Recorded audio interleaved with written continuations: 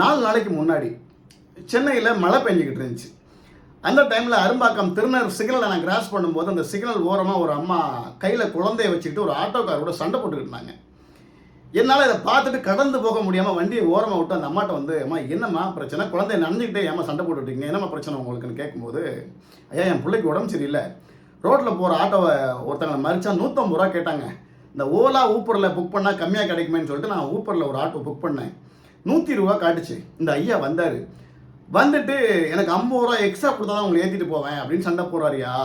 நானும் 10 நிமிஷமாக பேசி பார்க்குறேன், ஒத்துக்கவே மாட்டேங்கிறாரு, எனக்கு 50 ரூபா எக்ஸ்ட்ரா கொடுத்தே ஆகணும் அப்படின்னு சொல்லி சண்டை போட்டுட்டு இருக்காரு. அசிங்கமாக பேசுகிறாரு. நான் அந்த ஆட்டோக்கார்ட்ட கேட்டேன், ஏங்க மழை பெஞ்சிருக்கு, கையில் குழந்தைய வச்சுட்டு இருக்காங்க, கொஞ்சம் கூட மனச்சாட்சி இல்லாமல் 50 ரூபா எக்ஸ்ட்ரா கேட்டு சண்டை போடுறீங்களே, நியாயமாங்க அப்படின்னு. ஏங்க நியாயம் நீங்கள் பேசாதீங்க, இது ஏன் எங்கள் கஷ்டம் எங்களுக்கு தாங்க தெரியும் அப்படின்னு ஒரு மாதிரி சவுடாலாக பேசிட்டார். என்னங்க உங்கள் கஷ்டம், அந்த 120 ரூபாய்க்கு ஒத்துக்கிட்டு தானே நீங்கள் இங்கே வந்தீங்க, அப்போ ஆப்பில் ஒத்துக்கிட்டு இங்கே வந்துட்டு கஸ்டமரை ஏமாத்துறீங்களா இல்லை அடாவடித்தனம் பண்ணுறீங்களா, ரவுடிஷம் பண்ணுறீங்களா அப்படின்னு கேட்டேன். ஏங்க நாங்கள் பண்ணுற ரவுடிஷமா, இந்த மழைக்குள்ளே ஒரு நாள் நீங்கள் ஏதாவது ஒரு சவாரி போய் பாருங்கள், ஆட்டோ எவ்வளோ பண்டாது, டயர் எவ்வளோ கிழிதுன்னு எங்களுக்கு தான் பெண்டு கிழிதுங்க, அந்த கஷ்டத்தை பற்றிலாம் உங்களுக்கு தெரியாது, எல்லாம் நீங்கள் பேசாதீங்க, 170 ரூபா கொடுத்தா நான் வரேன், எல்லாம் வரமாட்டேன் அப்படின்னாரு. இதை பார்த்த உடனே எனக்கு ரொம்ப சங்கடமாக போச்சு.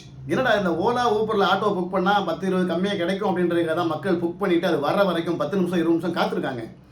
அப்படி இருக்கும்போது அதில் இன்றைக்கி வந்து காட்டுற அமௌண்ட்டை வாங்காமல் எனக்கு 50 ரூபா எக்ஸ்ட்ரா கொடு, 100 ரூபா எக்ஸ்ட்ரா கொடுன்னு அடாவடித்தனம் பண்ணக்கூடிய டிரைவர் ஒரு சிலர் இருக்கிறனால தான் இன்றைக்கி அந்த ஓலா ஊப்பர் அதை புக் பண்ணுறவங்களே ரொம்ப குறைஞ்சிட்டாங்க. நான் என்ன கேட்குறேன் அப்படின்னா, நம்ம வீட்டை விட்டு கீழே இறங்கின ஆட்டோ ஸ்டாண்டு எத்தனையோ வருடமாக அவங்க தான் நம்ம கூட சகஜமாக அண்ணன் தம்பியாக பழகிட்டு இருக்காங்க.